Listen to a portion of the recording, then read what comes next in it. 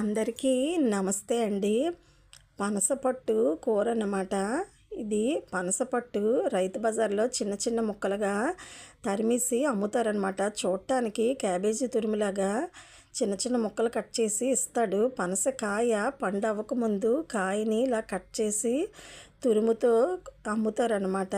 ఇది రైతు బజార్ నుంచి తెచ్చుకున్న వెంటనే దీన్ని ఉప్పుతో వేసి బాగా కడిగి కుక్కర్లో వేసి కొద్దిగా వాటర్ వేసి కుక్కర్లో వేసి ఉడికించుకోవాలన్నమాట. కడిగిన తర్వాత కుక్కర్లో పెట్టి కొద్దిగా మెత్తగా ఉడికే వరకు ఉడికించుకోవాలి. ఉడికించి నీరు తీసి డ్రైగా ఉంచుకోవాలన్నమాట. అది కూరకు అలా సిద్ధం చేసుకోవాలి.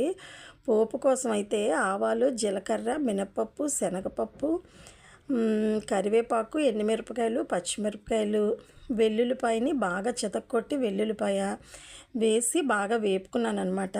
ఆయిల్ ఎక్కువగా వేసుకుంటే ఈ కూర టేస్ట్గా ఉంటుందండి. వీలైతే నువ్వుల నూనెతో పోపు పెట్టుకుంటే చాలా బాగుంటుంది. నువ్వుల నూనె లేకపోయినా మామూలు అయినా సరే ఎక్కువగా వేసుకుంటే టేస్ట్గా ఉంటుంది అనమాట. ఇలా ఆ తురుమంతా వేసుకొని పోపులోని బాగా వేపుకోవాలి.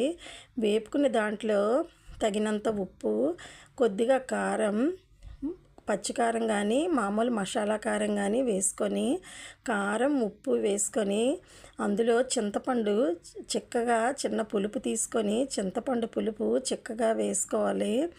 చిక్కని పులుపు ఉప్పు కారం వేసి బాగా కలయబెట్టి ఇలా ఉడికించుకోవాలండి. కొంచెం వాటర్ అంతా ఇంకిపోయే వరకు ఇలా కళాయిలో ఉడికించుకుంటే ఆ పులుపు ఉప్పు కారం ఆ కూరకి బాగా మగ్గి చాలా టేస్ట్గా ఉంటుంది అన్నమాట. చూడడానికి ఫ్రై కూరలా ఉంటుంది ఇది.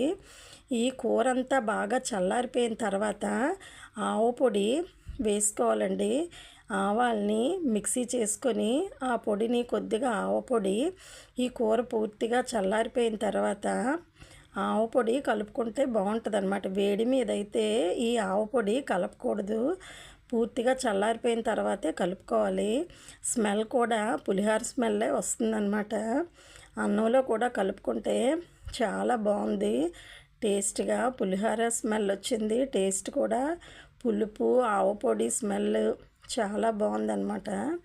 నేనైతే ఇంతకుముందు ఇది ఎక్కువగా గ్రేవీ కూరలాగే చేస్తూ ఉండేదాన్ని పనసపట్టు కూర. ఈరోజేమో ఇలా ఫ్రై కూరలా చేశానన్నమాట. ఎక్కువ గ్రేవీ అయినా చేసుకోవచ్చు, ఇలా ఫ్రై కూరలాగైనా చేసుకోవచ్చు అనమాట.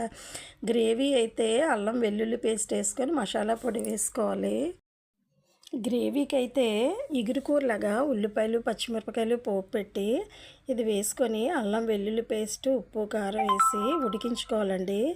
ఆ గ్రేవీ కూర అయితే వేరే టేస్ట్గా ఉంటుంది. ఇది అయితే ఫ్రై చాలా బాగుంటుంది అన్నమాట.